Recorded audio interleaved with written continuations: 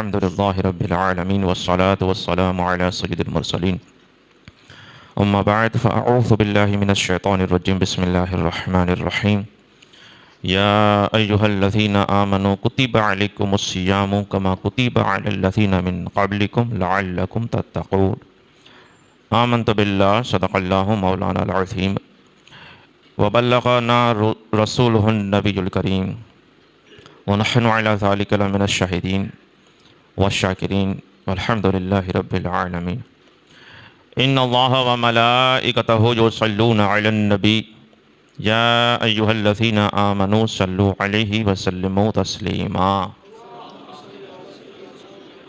اللهم صل على سيدنا ومولانا محمد معدن الجود والكرم وآله وبارك وسلم۔ رمضان کا مبارک مہینہ چل رہا ہے۔ اللہ کا شکر ہے، اللہ کا فضل و کرم ہے کہ اس رمضان میں اللہ نے ہمیں زندہ رکھا اور ہمیں مہلت دی اور یہ توفیق دی کہ اس کے گھر میں ہم جمع ہو سکیں اور اس کا کچھ ذکر کر سکیں۔ گزشتہ کئی جمعوں سے ایک بات پر زور دیا جا رہا ہے، وہ ہے قرآن کی تعلیمات پر عمل کرنا، قرآن کو سمجھنا، قرآن کو پڑھنا۔ اسی سلسلے کو آگے بڑھاتے ہوئے قرآن مجید فرقان حمید کا ایک حکم ہے جو اللہ تعالیٰ نے ارشاد فرمایا، تو چونکہ ہم کو اس پر عمل کرنا ہے انشاءاللہ۔ اللہ تعالیٰ فرماتے ہیں سورہ بقرہ میں، یا ایھا الذین آمنوا، اے ایمان والو، کتب علیکم الصیام، تم پر روزے فرض کیے گئے، کما کتب علی الذین من قبلکم، جیسا کہ تم سے اگلوں پہ روزے فرض کیے گئے تھے، لعلکم تتقون، اس امید پر کہ تمہیں تقوی نصیب ہو۔ اب یہاں پر اس کو سمجھنے کی کوشش کرتے ہیں۔ اگلے بھی کچھ آیتیں ہیں جس میں وہ روزے اور کون سے مہینے کے روزے، وہ سب اس کے کچھ احکام ہیں۔ یہاں پہ فرمایا جا رہا ہے کہ تم پر، اے ایمان والو، تم پہ روزے فرض ہوئے۔ نبوت کے 13ویں سال یعنی ہجرت کے بعد دوسری ہجری میں 10 شوال کو یہ روزے فرض ہوئے۔ پہلے ایسا بھی تھا اب کہ روزے جو ابھی ہم رکھ رہے ہیں شروعات میں اس طرح سے نہیں ہوتے تھے۔ پہلے عاشورے کا روزہ ہوتا تھا، پھر ایام 20، 13ویں، 14، 15ویں مہینے کی، ہر مہینے کی وہ اسٹیپ بائی اسٹیپ تربیت کی جاتی ہے نا۔ پھر جا کر رمضان، پھر وہ منسوخ ہوتے گئے اور یہ رمضان کے پورے مہینے کے روزے فرض ہوئے۔ اور رمضان کے پورے مہینے کے روزے فرض ہوئے تو اس میں بھی پہلے ایسا تھا کہ دن میں تو نہیں کھانا ہے، اور رات کو سونے سے پہلے تم نے کھا لیا اتنا کھا سکتے ہو، سونے سے تمہارا روزہ شروع ہو جائے گا۔ تو ایک صحابی تھے، مزدوری کر کے آئے تھکے ہارے، وہ مزدوریاں بھی کرتے تھے لیکن وہ صحابی تھے، وہ پکے مومن تھے، اور ایسے مومن تھے کہ جن کے بارے میں منافقوں سے کہا گیا، وَإِذَا قِيلَ لَهُمْ آمِنُوا كَمَا آمَنَ النَّاسِ، کہ جب منافقوں سے کہا جائے کہ ایسا ایمان لاؤ جیسے یہ میرے نبی کے صحابی ایمان لائے ہیں، ایسے لوگ ایمان لائے ویسے تم بھی لاؤ۔ پلا اور ڈبل رولیا یہاں پہ نہیں چلتا۔ تو فرمایا اب یہ مزدوری کی گھر پر آئے، اور اب آپ سمجھ سکتے ہیں عرب کی گرمی اور وہ تپتی ریت اور وہ زمانہ، روزہ پورا دن اور محنت مشقت کر کے جب گھر پر آئے اور اپنی بیوی صاحبہ سے کھانے کی کچھ بات ہوئی، اب وہ کھانا تیار کرنے میں لگی اور یہ یہاں بیٹھے بیٹھے لیٹ گئے، ان کو نیند آ گئی۔ اب جیسے ہی نیند آ گئی ان کا روزہ شروع ہو گیا، دوسرا روزہ شروع ہو گیا۔ اب اگلے دن کا کھانا افطار باقی اور دوسرا، کیونکہ یہ پہلے حکم تھا۔ پھر اللہ نے مزید پھر رحمت فرمائی اور کہا کہ اب کہ سونے سے روزہ شروع نہیں ہوگا، اب تم پوری رات کھا سکتے ہو یہاں تک کہ جب صبح صادق ہو جائے، فجر کا وقت ہو، تب تک تمہارے لیے اجازت۔ پھر بھی جمع سے منع تھا۔ پھر ایک حضرت عمر رضی اللہ تعالیٰ کا ایک واقعہ پیش آیا، اور پھر اللہ نے رمضان کی راتوں میں ہم بستری اور کھانا پینا دونوں پھر جائز رکھا کہ دن میں اسے پرہیز کرنا ہے اور رات میں یہ مومنوں کے لیے اس کو چھوٹ اجازت دی گئی ہے۔ تو یہ تو آپ کو معلوم ہے کہ روزے میں ہم کیا کرتے ہیں، کہ جو لوگ روزہ رکھتے ہیں ان کا یہ معاملہ رہتا ہے کہ فجر سے پہلے وہ کھا پی لیتے ہیں، پورا دن کچھ کھاتے پیتے نہیں ہیں۔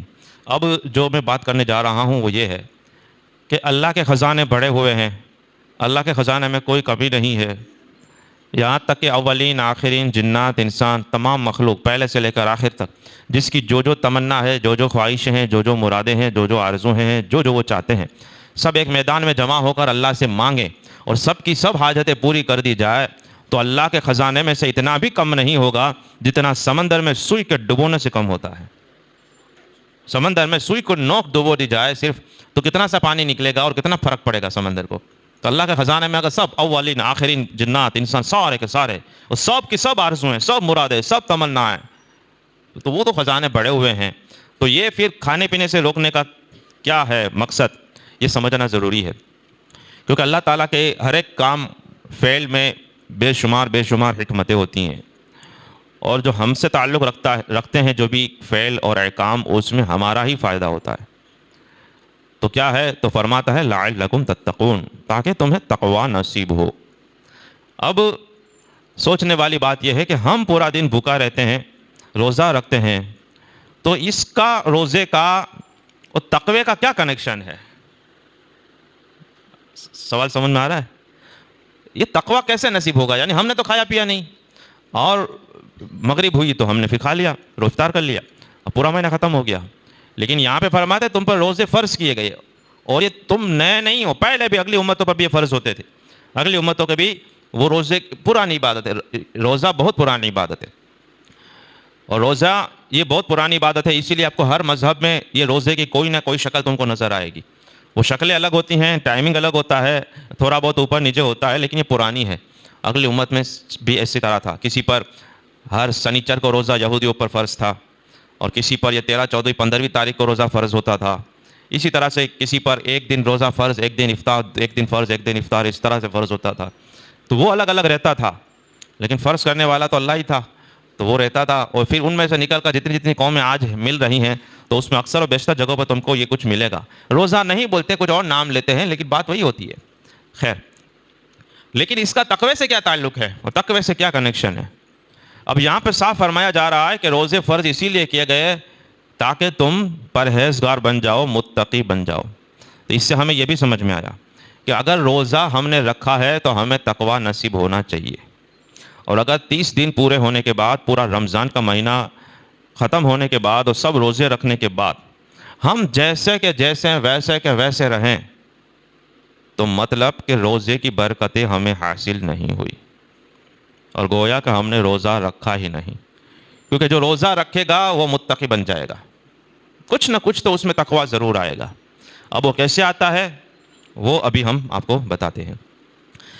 انسان کو پیدا کس لیے کیا گیا؟ تو فرماتا ہے کہ ما خلقت الجن والانس الا لیعبدون, کہ میں نے جنات اور انسان کو اسی لیے پیدا کیا کہ وہ میری عبادت کریں. اور ابن عباس رضی اللہ تعالیٰ نے فرمایا کہ لیعبدون سے مراد ہے لیعرفون, یعنی میں نے جنات اور انسان کو اس لیے پیدا فرمایا کہ وہ میری معرفت حاصل کرے, میری پہچان حاصل کرے. تو یہ انسان یعنی ہمارے لیے پیدا اس لیے کہ ہم اپنے رب کو, اپنے خالق اور مالک کی پہچان کریں, اس کی عبادت کریں. اب اس اللہ تک پہنچنے میں بیچ میں بہت ساری رکاوٹیں آتی ہیں, حجاب آتے ہیں, پردے آتے ہیں, رکاوٹیں آتی ہیں. پھر اللہ کے دشمن اور پھر ہمارے دشمن یہ بیچ میں آتے ہیں اور ہم کو وہاں تک پہنچنے نہیں دیتے. تو اکثر اور بیشتر لوگ یعنی یوں سمجھیں تقریباً وہاں تک بس کچھ گنے چنے لوگ ہی پہنچتے ہیں اللہ تک. پھر ہم اس کو اولیاء کہتے ہیں, اور باقی مومن کامل جس کو ہم کہتے ہیں. اور پھر ایک اس کے بعد آتا ہے مخلص مومن, نیک مومن آتے ہیں, وہ کچھ نہ کچھ حد تک پہنچتے ہیں, باقی سارے لوگ بیچ میں ہی کھو جاتے ہیں, یہ گمراہ ہو جاتے ہیں. تو اللہ تک پہنچنے میں ہمارے لیے جو دشمن ہے, وہ جو رکاوٹیں ہیں, اس میں سے سب سے بڑی 2 رکاوٹیں اور ہمارے سب سے خطرناک 2 دشمن, ایک ہے شیطان اور ایک ہے نفس. کون سے 2 دشمن ہیں ہمارے؟ دوسرے بھی ہیں, لیکن یہ 2 ہیں, وہ ہر کسی کے ساتھ ہوتے ہیں. کہ جب انسان کا بچہ پیدا ہوتا ہے تبھی سے ایک شیطان کا بچہ اس کے ساتھ رہتا ہے, اور یہ مرتے دم تک ساتھ ہی ساتھ رہتا ہے. تو صحابہ نے عرض کی یا رسول اللہ آپ کے ساتھ بھی؟ کہا ہاں میرے ساتھ بھی, لیکن اللہ نے میرے شیطان کو بھی مسلمان بنا دیا ہے, اب وہ مجھے بھی وہ اچھی بات ہی کرتا ہے میرے سے بھی. تو وہ تو رسول اللہ کے لیے خاص تھا کہ ان کے ساتھ وہ مومن اسلام قبول کر لیا, لیکن دوسرے جتنے بھی ہیں سب کے ساتھ ایک شیطان رہے گا, اور نفس بھی سب کے ساتھ رہے گا. اب جب رمضان کا چاند دکھتا ہے تب سے شیطان کو زنجیروں میں جکڑ کر قید کر لیا جاتا ہے, یعنی ایک دشمن کی دھر پکڑ ہو جاتی ہے, اور ہمیں کہا جاتا ہے کہ ایک کو ہم نے پکڑ رکھا ہے, اب دوسروں سے تم نپٹ لو. اب کیسے نپٹنا ہے اس سے؟ اس کے لیے ہمیں روزے کی پریکٹس اور مشق کروائی جاتی ہے 1 مہینے کی، تاکہ پورا سال جب شیطان نکل آئے تب بھی ہم یہ صراط مستقیم سے نہ ہٹے۔ اب اس کی مثال کیسے ہوتی ہے کہ دیکھو شیطان، اچھا یہ اس کو آپ پریکٹیکل بھی دیکھیں گے کہ جب رمضان کا مہینہ آتا ہے تو مسجدوں میں، تلاوتوں میں، نمازوں میں، تراویحوں میں اور کچھ اور خیرات وغیرہ میں بھی آپ دیکھیں گے کہ مسلمان کا ایک ذوق رہتا ہے، اگرچہ کما حق تو نہیں ہو رہا ہے اور بہت کمزوری اور ذوق پایا جا رہا ہے، لیکن پھر بھی اور مہینے کے مقابلے میں چینجز ضرور آتا ہے، اور لوگ اس طرح سے عبادت کرتے ہیں جیسے قسم کھائی ہوتی ہے کہ رمضان کا چاند دیکھنے سے عید کا چاند تک ہی ہمیں کرنا ہے۔ عید کا چاند دکھا، سیدھا نائی کے پاس جا کر سب سے پہلے شیطان کا استقبال کرتے ہیں، شیونگ کراتے ہیں، اور پھر وہ عجیب و غریب وہ شیطانوں والے کپڑے، مطلب ان کا باپ نکلا ہے نا، یا کیا بولتے ہیں گرو ان کا، شیطان آزاد ہوگا نا چاند دکھے گا عید کا تو کچھ لوگ اس کا استقبال کرتے ہیں ریلی کی شکلوں میں، پھر فلمیں دیکھنے جاتے ہیں، پھر اس کے استقبال میں اپنی عورت کو بھی ساتھ میں لے جاتے ہیں بال کھلے کر کے، تو یہ ان لوگوں کا مسئلہ رہتا ہے۔ لیکن پھر بھی جب شیطان قید ہوتا ہے تو یہ لوگ بھی مسجد میں آیا جانا شروع کر دیتے ہیں۔ تو یہ فرق ہمیں دکھ رہا ہے کہ ایک دشمن کے قید ہونے سے تھوڑا بہت تو چینجز آ گیا، خیرات میں بھی اور یہ نمازوں میں بھی، عبادتوں میں بھی، تلاوتوں میں بھی کچھ نہ کچھ تو وہ چیز آتی ہے۔ کئی لوگ ہیں 1 مہینے رمضان کا چاند دکھا سر پہ ٹوپی لے کے گھوم رہے ہیں، پتہ چلے گا کہ آج ہی نیا مسلمان ہوا ہے، لیکن آفر فقط 1 مہینہ ماٹے، عید کا چاند دکھا سب گیا، خیر معاذ اللہ رب العالمین جیسے لوگ ہیں۔ تو یہ شیطان قید ہو گیا۔ اب بچا نفس، تو اب نفس کو قابو کرنے کے لیے یہ ہمیں روزے فرض کرائے۔ اب کیسے نفس قابو ہوتا ہے اور کیسے ہمیں اس سے تقویٰ نصیب ہوتا ہے کہ اب کسی نے روزہ رکھا ہے، اب اس کا گھر میں کوئی نہیں، کچن میں کوئی نہیں، اور فریز پورے کا پورا کھانے پینے سے سامان سے بھرا ہوا ہے، شربتوں سے اور طرح طرح کے کھانے سے، یہ سب بھرا ہوا ہے۔ اسی طرح کوئی ایمان والی خاتون ہے، عورت ہے، وہ 150 چیزیں بنا رہی ہیں وہ چولہے پر، گیس پر، سامنے چیزیں ہیں، کوئی دیکھنے والا بھی نہیں۔ اسی طرح فریج کھولنے والے کوئی دیکھنے والا نہیں، آدمی اکیلا ہے، لیکن روزہ رکھنے والا کھاتا ہے یا پیتا ہے؟ کھاتا ہے پیتا ہے، کیوں؟ بس ایک ہی بات ہوتی ہے، کوئی دیکھ نہیں رہا، کسی کو بتانا بھی نہیں، کسی کو چھپانا بھی نہیں، بات صرف اتنی ہے کہ اللہ میرے رب نے حکم دیا ہے اور میرا رب مجھے دیکھ رہا ہے، بس ختم۔ اب مرد ہو تو وہ بھی اکیلے نہیں کھا رہا، عورت ہے کھانا پکا رہی ہے، چکھ نہیں رہی، نہیں منہ میں نہیں ڈالنا ہے، کیوں؟ بولے میرا روزہ ہے، بولے کوئی دیکھنے والا تو نہیں، چکھ میں تھوڑا بہت ٹیسٹ کر لیا، بولے کرنا ہی نہیں، کوئی دیکھے کہ نہ دیکھے میرا رب مجھے دیکھ رہا ہے۔ تو یہی تو تقویٰ ہے، اللہ سے ڈرنا، یہی تو ہے کہ آدمی پرائیویٹ میں تنہائی میں بھی اللہ سے ڈرے اور ظاہر میں بھی اللہ سے ڈرے۔ افطاری میں آپ دیکھتے نہیں کہ تھال کا برتن، افطاری کا سامان سامنے رکھا ہوا ہے، لوگ بیٹھے ہوئے ہیں، کھا کوئی نہیں رہا، بیٹھے ہوئے ہیں۔ اب نفس ہی بچانے، شیطان تو پھر پکڑا گیا۔ اب نفس چاہتا ہے کہ یہ لے لوں، وہ لے لوں، یہ کھا لوں، وہ کھا لوں، یہ ٹھنڈا اچھا، وہ تیکھا اچھا، مجھے یہ اچھا لگتا ہے، وہ پسند آتا ہے، کسی کا شیپ اچھا لگتا ہے، کسی کا رنگ اچھا لگتا ہے، کسی کا ذائقہ اچھا لگتا ہے، لیکن پھر بھی وہ دیکھتا ہے گھڑی کو، موبائل میں، کیوں دیکھتا ہے کہ میرے رب نے جو ٹائم مقرر کیا ہے اس سے پہلے میں نہیں کھا سکتا، وہ ٹائم آئے گا بعد میں ہی میں کھاؤں گا۔ یہی تو پریکٹس ہے، یہی تو تقویٰ ہے کہ سب کے سامنے ہے تو بھی نہیں کھا رہا، اکیلا ہے نہیں کھا پی رہا ہے، میاں بیوی دونوں اکیلے ہیں، دونوں میں سے کسی میں دونوں نے روزہ رکھا یا ایک کا روزہ ہے مرد کا، لیکن پھر بھی کوئی اور حرکت نہیں کرتا ہے، کوئی دیکھنے والا نہیں، کوئی پوچھنے والا نہیں، کوئی ٹوکنے والا نہیں، لیکن ایمان والوں کو پتہ ہے کہ بے شک میرا رب مجھے دیکھ رہا ہے۔ یہی تقویٰ ہے۔ اب اس سے کیا ہوتا ہے پھر کہ 30 دن یا 29 دن تک مسلسل روزانہ یہ پریکٹس کی جاتی ہے کہ میرا رب اللہ دیکھ رہا ہے، اللہ کا حکم نہیں کھانا ہے، اللہ کا حکم نہیں کھانا ہے۔ اب مغرب ہو گئی، اب کیوں کھاتے ہو؟ بولے اللہ نے اجازت دی ہے۔ اب مغرب کے بعد کیوں کھا رہے ہو؟ پوری رات کیوں کھا پی رہے ہو؟ اب دن میں تو نہیں، کوئی دیتا تھا تو نہیں کھاتے، اور رات کو گھر پہ جا کر فریج کھول کر جو چاہتے ہو کھا لیتے ہو۔ بولے دن میں اس لیے نہیں کھاتے کہ میرے رب نے روک دیا تھا، رات کو اس لیے کھاتے ہیں کہ اس نے اجازت دی ہوئی ہے۔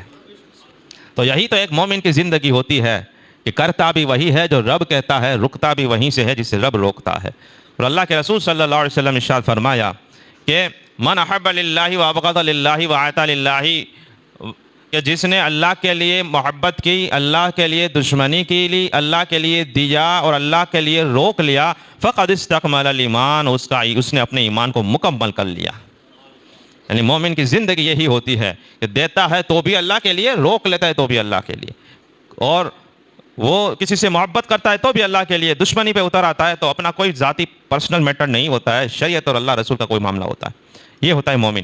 اب کیا ہوتا ہے کہ جب آدمی پورا مہینہ اس طرح سے محنت کرتا ہے اور ہر مرتبہ ایک تصور رہتا ہے کہ روزہ ہے میرا، وہ بولتا روزہ ہے، مطلب وہی ہے کہ اللہ نے کہا تھا کہ نہیں کھانا ہے، کیونکہ وہ اگلے آیت میں فرماتا اتموا الصیام الی اللیل، روزے کو رات تک پورا کرو، تو وہ مغرب تک وہ کچھ نہیں کرے گا جو اس سے روکا گیا ہے۔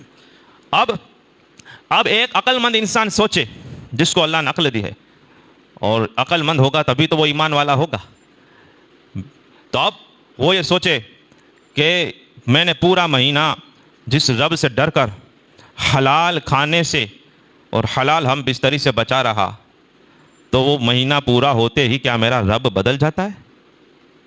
خدا میرا بدل گیا کہ رمضان میں تو حلال بھی کھانے سے رکا رہا دن میں، کہ اللہ نے نہ بولا ہے، روزہ رکھنے کو کہا ہے، اور رمضان کے بعد پھر حرام کی طرف وہ کیسے بڑھ سکتا ہے کہ حرام تو ہر حال میں حرام اور منع کیا گیا ہے۔ تو جو یہ صحیح معنوں میں روزہ رکھتا ہے تو اس کو وہ تقویٰ نصیب ہوتا ہے کہ رمضان کے دنوں میں وہ حلال، وہ رشتے سے اور حلال کھانے پینے سے رکتا ہے دنوں میں، اور رمضان کے بعد اس کے لیے حرام سے بچنا آسان ہو جاتا ہے، تب یہ تقویٰ نصیب ہوتا ہے۔ لیکن کس کو ہوگا؟ جس نے روزہ رکھا ہو۔ اللہ کے رسول صلی اللہ علیہ وسلم ارشاد فرمایا، کیونکہ رمضان میں ہم روزہ بھی رکھتے ہیں، تراویح بھی پڑھتے ہیں، تو نبی کریم صلی اللہ علیہ وسلم ارشاد فرمایا کہ کتنے ہی روزے دار ایسے ہیں، کتنے ہی روزہ رکھنے والے ایسے ہیں جن کو بھوک اور پیاس کے سوا کچھ نہیں ملتا، اور کتنے ہی نمازیں پڑھنے والے ایسے ہیں کہ ان کو تھکن کے سوا کچھ نہیں ملتا۔ تو وہ کون سے روزے دار ہیں؟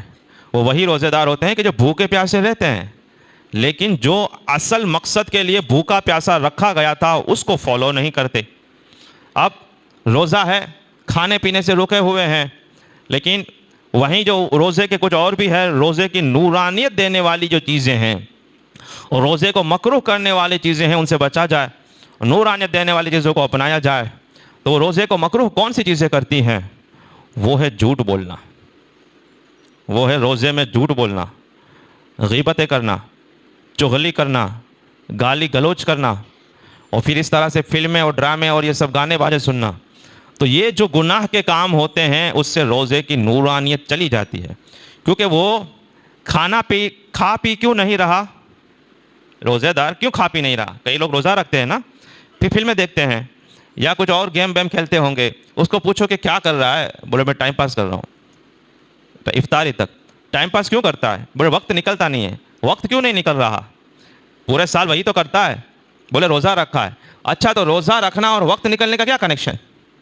تو کنیکشن یہ ہے کہ اس کی زندگی میں کھانے پینے کے سوا کچھ ہے ہی نہیں، تو جب کھانا بند ہو گیا تو اس کے پاس کچھ وقت نکالنے کے لیے کچھ بچا ہی نہیں ہے۔ پھر اب شہر میں نکلتا ہے، محلے میں نکلتا ہے، تو آسمان پہ اس کا دماغ رہتا ہے اور ہر کسی کو دھمکاتا ہے، روزو دھیان رکھجیے۔ تو یہ کون سا تقویٰ ہے؟ یہ تو الٹا، یہ اس کی نورانیت بھی گئی اور بھوکا پیاسا بھی رہا، اور اس نے شریعت کا مذاق بنا دیا۔ اچھا، کچھ لوگوں کو روزہ رکھ کر بہت غصہ آتا ہے، وہ مطلب ایک دم اس کا چہرہ اور ہاؤ بھاؤ دیکھو گے نا، ایک دم جیسے کہ یہ آج تو شاید کسی کو یہ قتل ہی کر دے گا، ایسا لگتا ہے کہ کسی کو، اس کو سلام بھی آدمی سے ڈر لگتا ہے کہ سلام کرنے پتہ نہیں سامنے سے کون سے شلوک بولے۔ تو ایسا، تو وہ کیوں ہوتا ہے؟ کیوں ہوتا ہے؟ وہ اس لیے ہوتا ہے کہ نفس کو کھانا پینا نہیں ملا تو نفس بھڑک گیا ہے، اب نفس دشمنی پہ اتر آیا ہے، وہ کہتا ہے کہ مجھے کھانا نہیں دے رہے، مجھے پینا نہیں دے رہے، اب میں مار ڈالوں، کاٹ ڈالوں، پیٹ ڈالوں، یہ کر ڈالوں، وہ کر ڈالوں۔ وہی مسلمان کو سمجھنا ہے، مومن کو سمجھنا ہے کہ یہی سکھانے کے لیے تو تجھے روزہ فرض کیا گیا تھا کہ نفس کو کیسے قابو کرتے ہیں تاکہ وہ حرام کی طرف نہ بڑھے۔ اسی لیے حلال سے بھی روک دیا، ورنہ اللہ کے خزانہ میں کوئی کمی نہیں، حلال سے بھی روک دیا، اور نفس کو کہا گیا کہ پورے سال تو آنکھیں بند کر کے سوچے بچار کیے بغیر کھا پی رہا ہے، آج تجھے اس میں رکنا ہے اور ہر بات میں سوچنا ہے کہ کیا اللہ نے اجازت دی ہے کھانے کے لیے، اللہ نے یہ کیا ہوا ہے۔ تو یہ سب کرنے سے کیا ہوتا ہے کہ آدمی جب حلال سے بچتا ہے تو حرام سے بچنا اس کے لیے بہت آسان ہو جاتا ہے۔ پھر اگر دکان پہ بیٹھا ہوا ہے، کوئی گاہک آیا، مال میں ڈنڈی مالنی ہے، اصلی کہہ کر نقلی بیچنا ہے، زیادہ کہہ کر کم بیچنا ہے، اوریجنل کہہ کر ڈپلیکیٹ بیچنا ہے، اس طرح سے جب کوئی معاملہ ہوگا، جب اس کی یہ پریکٹس ہوگی کہ اللہ مجھے دیکھ رہا ہے، تو وہ کہے گا کہ جس رب نے مجھ پہ روزے فرض کیے اور رمضان کے دنوں میں کھانے پینے سے روکے رکھا تھا، وہی رب نے مجھے یہ سب کاموں کو کرنے سے بھی منع کیا ہے، اور یہ کام کو بھی وہی رب نے حرام کیا ہوا ہے۔ تو وہ ذہن میں ایک تصور، تب جا کر بات بنے گی نا، ورنہ آدمی تو کسی سے ڈرتا آج کل ہے نہیں، باپ سے بھی لوگ نہیں مانتے، علماء کی بات نہیں مانتے، تو وہ کہتے ہیں کہ ٹھیک ہے یہ سب اپنے اپنے طرح سے برابر ہیں، لیکن میں تو کروں گا۔ لیکن جب ایک مومن ایمان والا یہ بات قبول کر لیتا ہے کہ مجھے میرے رب کو حساب دینا ہے، وہاں جا کر مجھے سب حساب ہوگا اور میں جو وہ دیکھ رہا ہے، تو خود بخود اس کے لیے شریعت پر چلنا آسان ہو جاتا ہے۔ اب آئی بات سمجھ میں؟ تو اب رمضان میں پورے مہینے کے روزے رکھنے کے بعد، اگر پورے مہینے کے روزے رکھنے کے بعد اگر ہم میں تقوی پیدا نہ ہوا ہو تھوڑا بہت بھی، اور ہم جیسے 29 شعبان کو تھے ایسے ہی پہلے شوال کو ہے، اس کا مطلب ہم نے رمضان کی قدر نہیں کی اور ہم نے روزے رکھنے چاہیے ویسے نہیں رکھے۔ آئی بات سمجھ میں؟ اسی طرح کی ایک اور حدیث مبارکہ میں ہے کہ اللہ کے رسول صلی اللہ علیہ وسلم ارشاد فرمایا کہ وہ آدمی ہلاک اور برباد ہو، تو اس میں 3 لوگوں کا ذکر ہوا۔ آپ ممبر کی سیڑھیوں پہ چل رہے ہیں، ایک سیڑھی چڑھی کہا آمین، دوسری پہ گئے بولا آمین، تیسری پہ کہا آمین۔ صحابہ نے عرض کی بعد میں کہ رسول اللہ کیا ماجرا تھا، آپ نے آمین 3 مرتبہ؟ اب آمین بولنے والے کون ہیں؟ اللہ کے رسول صلی اللہ علیہ وسلم۔ کہا جبریل میرے پاس آئے اور انہوں نے 3 بات کی، وہ ترتیب مجھے یاد نہیں، تو انہوں نے کہا کہ اس آدمی کی خاک ناک آلود ہو، وہ ہلاک ہو، جس کو اس کے بوڑھے ماں باپ دونوں یا دونوں میں سے ایک ملے اور وہ شخص جنتی نہ ہو جائے، یعنی ماں باپ ملے بڑھاپے میں ایک یا دونوں، اور وہ ان کی خدمتیں کر کر ان کی دعائیں لے کر ان کو راضی کر کے جنتی نہ ہوا، تو پھر یہ تو پھر اس نے بہت بڑا موقع گنوا دیا اور یہ برباد ہو گیا۔ دوسرا وہ جس کی رمضان مہینہ جس کو ملا اور وہ اپنی بخشش اور مغفرت نہ کروا سکا، رمضان مہینہ ملا اور جو مغفرت اپنی نہ کروا سکا، تو یہ بھی برباد ہو۔ اور تیسرا وہ کہ جس کے سامنے میرا ذکر ہو اور وہ مجھ پہ درود نہ پڑھے۔ تو آپ کے سامنے ذکر ہوا نا، تو آپ نے درود نہیں پڑھا، برباد ہونا ہے کیا؟ پڑھیں، فوراً پڑھنا چاہیے، صلی اللہ علیہ وسلم تو پڑھ ہی لینا چاہیے۔ جب بھی رسول پاک صلی اللہ علیہ وسلم کا نام مبارک سنیں یا بولے تو یہ عادت رکھیں کہ جہاں کہیں بھی ہو جب حضور کا نام آئے تو صلی اللہ علیہ وسلم یہ پڑھتے رہنا چاہیے۔ یہ درود شریف ہے، اور بڑا پڑھ سکتے ہیں اللہم صلی علی، تو یہ اچھی بات ہے، لیکن یہ پڑھتے ہیں تو بھی ٹھیک ہے، تو یہ ہونا چاہیے۔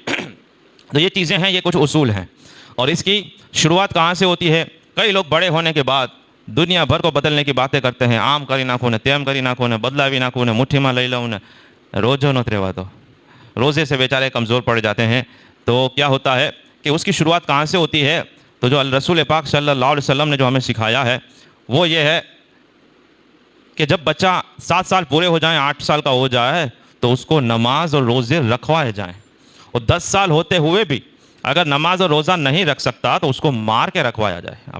ہاں یہ اصول ہے، لیکن 10 سال کیا 15 سال کا ہوتا ہے پھر بھی، اور پھر یہ عادت نکل جاتی ہے، کیونکہ عادت بچپن میں ہی پڑتی ہے، لیکن مسلمان بچپن میں تو چھوٹا چھوٹا کر کے جانے دیتے ہیں، اور کیا ہوتا ہے کہ 10 سال کا بچہ 12 سال کا 15 سال کا روزہ نہیں رکھ رہا ہے، تو وہ 8 سال کے بچے کو ہم کہتے ہیں کہ اس کو روزہ نہیں، بولا جی تو نانو ہے، اور صبح صبح ٹھنڈی میں اور بارش کے موسم میں اور گرمی کے اس موسم میں جو صبح بھر موسلا دھار بارش میں جب وہ نکٹ پہ کھڑا ہوتی ہے اس کی ماں کے ساتھ یا اس کے باپ کے ساتھ، ہم کہتے ہیں اتنے چھوٹے بچے کو تم کہاں اتنے ٹھنڈی میں پریشان کر، بولے اسکولے مکوا جائیں۔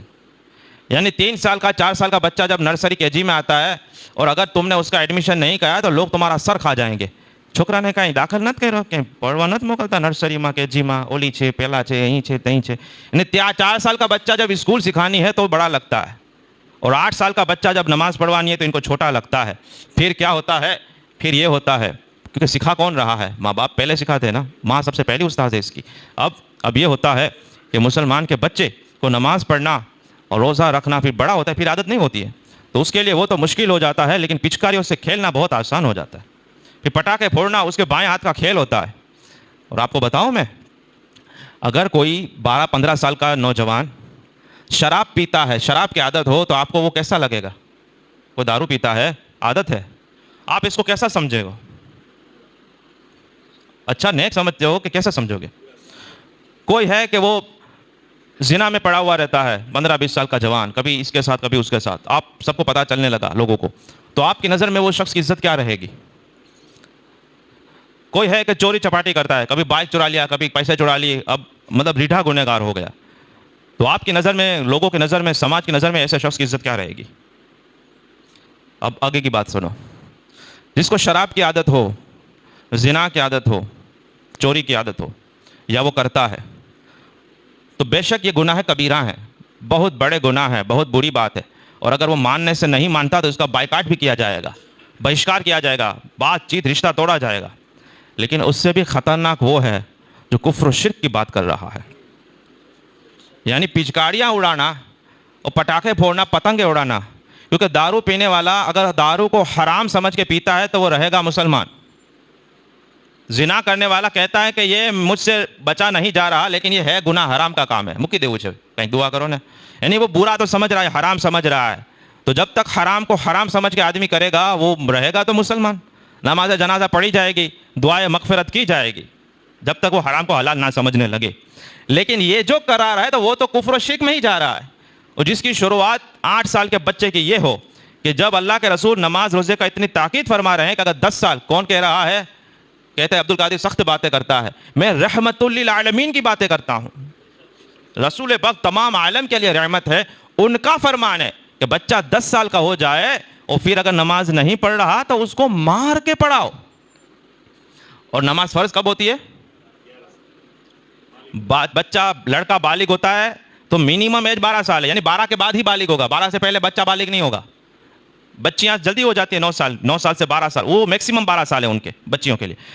لڑکوں کے لیے 12 سال کے بعد ہی وہ بالغ ہوگا. یعنی فرض 12 سال کے بعد ہونا ہے، اور نماز پڑھانی ہے 8 سال میں، 7 سال میں. اور اگر نہیں پڑھتا تو اس سے 2 سال پہلے مار کے پڑھانی ہے، کہ 2 سال وہ نماز کے مسائل، مخارج، شرائط، واجبات وہ پڑھنے کی عادت پڑ جائے. اور جب سے اس پر نماز فرض ہو اس کے بعد اس کی ایک بھی نماز قضا نہ ہو. کیونکہ ایک بھی نماز قضا نہ ہو انسان کی، یہ بھی ضروری ہے، فرض ہے. تو یہ پہلے سے پریکٹس ہوتی ہے. لیکن وہاں پہ ہم غفلت برتتے ہیں تو پھر کیا ہوتا ہے؟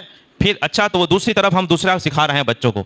تو یہ کیا ہے کہ مان لیجئے کہ اگر کوئی شراب کی عادت پڑ جائے، اس سے بھی برا ہے کہ کفر میں وہ چلا جائے، شرک کرنے لگے. کہ سورہ نساء میں اللہ تعالیٰ نے ارشاد فرمایا، ان اللہ لا یغفر ان یشرک بہ وما دون ذلک یغفر لمن یشاء. اللہ تعالیٰ ہرگیز ہرگیز، بے شک اللہ تعالیٰ شرک اور کفر کو معاف نہیں فرمائے گا، اور اس کے نیچے جتنے گناہ ہیں اس میں سے جس کو چاہے گا وہ بخش دیتا ہے. تو وہ صرف توبہ سے معاف ہوگا. پھر کہ آدمی کفر و شرک سے توبہ کرے، پکا مسلمان ہو. اب جب ماں باپ کہنے والے تھے تب انہوں نے کہیں نہیں کہا. اب یہ 50 سال کے بعد کون سا مسلمان ہوگا پھر؟ یہ اب تو کسی کی سنے گا ہی نہیں، وہ تو اسی میں مست ہے. اور اسی طرح سورہ محمد کی آیت میں اللہ تعالیٰ ارشاد فرماتا ہے،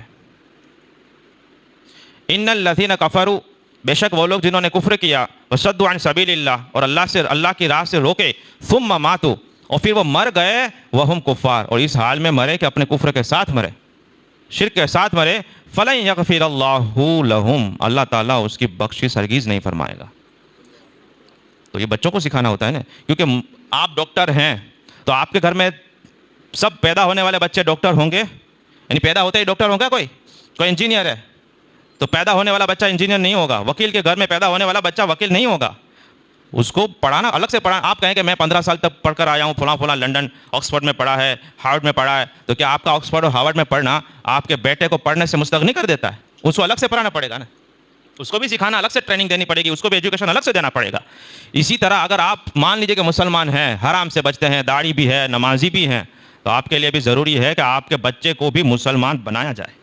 لہذا اپنے بچوں کو، آپ کے گھر میں جو پیدا ہو گئی اولاد، اس کو مسلمان بچائے رکھنے کی ذمہ داری گھر والوں کی، اور خاص کر کے باپ کی ہوتی ہے. وہ اس پر دھیان دیں آپ. کہیں ایسا نہ ہو کہ قبر میں جانے کے بعد آپ کی قبر پہ کوئی کول پڑھنے والا نہ بچے. وہ صرف 40 ہی پڑھے گا، آ کر گائے گا وہاں پر، آرتی ہی پھر اترے گی، پھر کوئی فاتحہ نہیں پڑھے گا نا. پڑھنا تو آتا نہیں ہے نا. وہ بچپن سے وہی سب سیکھا ہے، 2-4 پچکاری تمہاری قبر پہ بھی مار جائے گا، اور کیا. تو یہ ان سے بچیں آپ کہ اس کو یہ صرف کھیل نہیں ہے یہ، اور یہ صرف موج مزہ نہیں ہے، یا یہ انجوائمنٹ نہیں ہے، یہ ایمان اور کفر کا مسئلہ ہے. ہم اپنی قوم کو یہ کافر اور مشرک اور اس کی طرف جاتے ہوئے دیکھ رہے ہیں، آپ کے بچوں کو دیکھ رہے ہیں. اس لیے ہم آپ سے گزارش کرتے ہیں کہ اس پر توجہ دیں. اور اپنے بچوں کو مسلمان بنانے کی محنت اور مشقت کریں. کیا ضروری ہے کیا نہیں ضروری تھوڑا بہت تو آپ کو پتہ ہوتا ہے نا. آپ اس کو کفر و شرک کے کوئی کام نہ کرنے دیں. باقی جتنا ڈیٹیل ہے تفصیل ہے باریکیاں ہیں تو پھر ہم جیسے خادم موجود ہیں ان سے بھی تھوڑا آنا جانا رکھیں. اللہ تعالیٰ مجھے اور آپ کے ایمان کی سلامتی نصیب فرمائے. ہماری اولاد اور آپ کی اولاد کو اللہ تعالیٰ ایمان کے ساتھ ہی رکھے. اسلامی زندگی اور ایمان موت نصیب فرمائے.